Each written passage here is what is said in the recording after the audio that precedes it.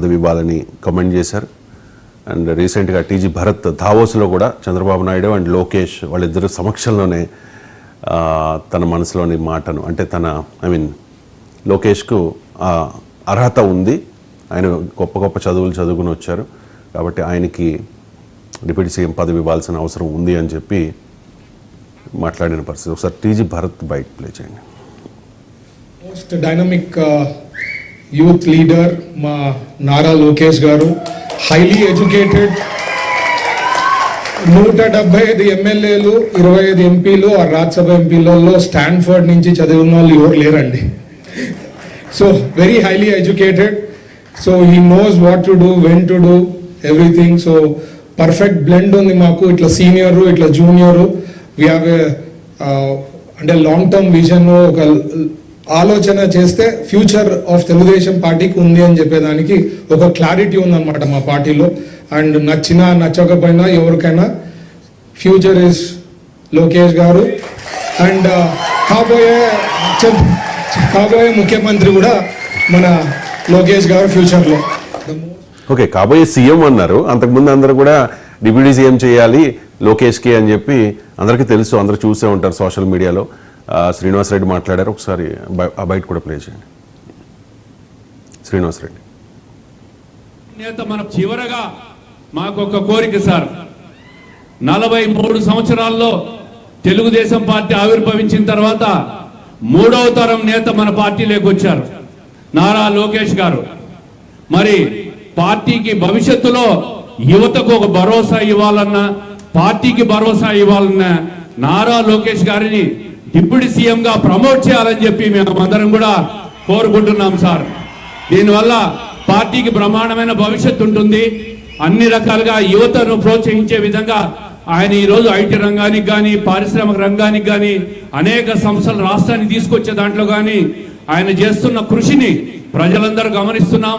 ఆయనను మరింత ఎలివేట్ చేసి పార్టీకి ఉజ్వల భవిష్యత్తు ఉండే విధంగా తమరు చేస్తారని ఆశిస్తూ, తప్పుగా మాట్లాడింటే మన్నించవలసిందిగా కోరుకుంటూ చివరగా లోకేష్ కు డిప్యూటీ సీఎం ఇవ్వాలని కొంతమంది, కాదు సీఎంనే చేసేయాలని మరికొంతమంది. సో తెలుగుదేశం పార్టీ నుంచి అఫీషియల్గా ఎటువంటి ప్రకటన ఇప్పటి వరకు రాలేదు, కానీ అంటే కొన్ని మీడియాల్లో వచ్చాయి సార్, మందలించారు టీజీ భరత్ని చంద్రబాబు నాయుడు, అలా మాట్లాడొద్దు అన్నారు అని చెప్పి. కానీ జనసేన పార్టీ అఫీషియల్గా నిన్న ఒక ప్రకటన చేసింది సార్. లోకేష్కు డిప్యూటీ సీఎం పదవి అంశం మీద తెలుగుదేశం పార్టీ నాయకులు మాట్లాడుతున్న మాటలకు కౌంటర్గా సామాజిక మాధ్యమాల్లో కానీ మీడియా ముందు కానీ ఎవ్వరూ స్పందించవద్దు అని చెప్పి జనసేన పార్టీ కేంద్ర కార్యాలయం నుంచి అధికారికంగా ఒక వార్నింగ్ అనే అనుకోవాలి. అంతకు ముందు అంటే ఈ వార్నింగ్ రాకముందు జనసేన పార్టీలో ఫైర్ బ్రాండ్ కిరణ్ రాయల్ ఒక కమెంట్ చేశారు, ఆ కమెంట్ కూడా విందాం. కిరణ్ రాయల్ గత 2-3 రోజులుగా ఆంధ్రప్రదేశ్ రాష్ట్రంలో నారా లోకేష్ గారిని డిప్యూటీ సీఎం చేయాలని టీడీపీ కేడర్ అంతా కూడా, టీడీపీ నాయకులందరూ కూడా కొన్ని చోట్ల కూడా కోరుకోవడం. సో పరిణామం మంచిదే. ఎవరు రాజకీయాల్లో ఉన్నప్పుడు వాళ్ళ నాయకుడిని ఒక హోదాలో చూడాలని కోరుకోవడం తప్పు కాదు. లోకేష్ గారిని డిప్యూటీ సీఎం చూడాలని కోరుకోవడం టీడీపీ వాళ్ళు సో మంచిదే. అలాగే పవన్ కళ్యాణ్ గారికి ముఖ్యమంత్రిగా చూడాలని మాకు కోరుకుంటుంది కదా. ఎందుకంటే మేము కూడా ప్రజారాజ్యం పార్టీ తర్వాత జనసేన పార్టీ పెట్టినప్పటి నుంచి పవన్ కళ్యాణ్ గారు ముఖ్యమంత్రి చూడాలని మేము, మాతో పాటు బడుగు బలైన వర్గాలు, ఈ 2 తెలుగు రాష్ట్రాల కోట్లాది నిర్మాణాలను ముఖ్యమంత్రిగా చూడాలని కోరుకుంటున్నా కూడా మాకు అభిప్రాయాలు ఉంటాయి. కాబట్టి మనం కూటమిలో ఉన్నప్పుడు మనం మాట్లాడే ప్రతి మాట వైసీపీ వాళ్ళకి అవకాశంగా భావించుకోకూడదు. మనం చంద్రబాబు గారు, పవన్ కళ్యాణ్ గారు ఎలా అనుకుంటాడు, ఈరోజు మేము మెగా బ్రదర్స్ అంటే 3-4 చంద్రబాబు గారితో కలిపి అలా అన్యూన్యంగా మనం నిజంగా కిరణ్ రాయల్ అనుమానపడినట్టే భయపడినట్టే జరిగింది సార్. వైఎస్ఆర్ కాంగ్రెస్ పార్టీ నుంచి ఆ పార్టీ నాయకులు మాట్లాడుతూ ఉన్నారు. చంద్రబాబు నాయుడు వెన్నుపోటు రాజకీయం స్టార్ట్ చేశారు. గతంలో ఎన్టీఆర్కి వెన్నుపోటు ఏ రకంగా పొడిచారో ఇప్పుడు పవన్ కళ్యాణ్ వాడుకుని ఆ రకంగానే వదిలేశారు. చంద్రబాబు నాయుడు నోటీసులో లేకుండా ఈ నాయకులందరూ అలా మాట్లాడరు కదా, ఇదంతా ఉద్దేశపూర్వకంగా జరుగుతోంది.